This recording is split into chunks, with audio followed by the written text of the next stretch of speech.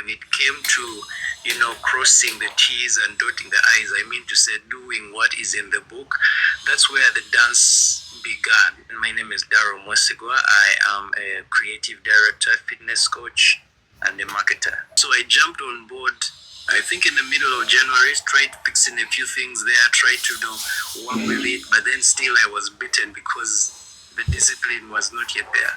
The anchor demanded a particular form of discipline and consistency that I had to build. Well, I took my lessons, saw where I went wrong, saw where I got right, and I'm up for the challenge of February with the anchor. I was really fired up for the challenge after January was, not a good thing. My only worry was what happened next after February. I came into 2025 prepared because of the lessons I had had in 2024. So what I would say, decided to have things that would support me with the anchor were, I looked at, of course, those areas of improvement like fitness or finances or even generally finding somewhere to journal. And I got a small book and did my, let me call it a timetable schedule for my fitness. And I mapped it out from January all the way up to December, days what I will be working on, upper body, lower body, and something like that. Then for the finances, I go to books just to map out when I receive cash, where is it going? And then so that at the end of the year, things came through in the middle of the way that I did plan for. And I found myself skipping certain days. I would give an example because you would return home tired and you don't record and you sleep beyond the time and then you realize you need to catch back time to record and then you don't, and then that follows one day up together. So the day you handle yourself to really say that I'm going to make records of this, you realize that you have a backlog of things. And for me, that weighed me down a lot, something which later on I discovered that, I think I have an issue with being in full control or knowing how to handle my emotions, because I discovered that I'm the kind who doesn't like failure, but then when it comes through, I realize that there's a way I give up on things for a while, then come back, but then the comeback means I have also to face the days past on what I should have done, and that overwhelms. So I found myself missing out a lot.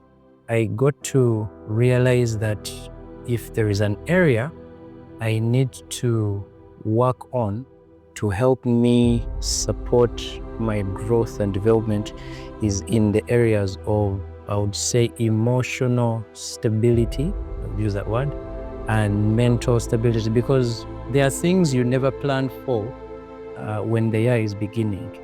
But when they do happen, if you don't have this, my former boss called it having a tough skin and having a backbone. If you really don't have that, they get you off course for a while, if not for a good, long time.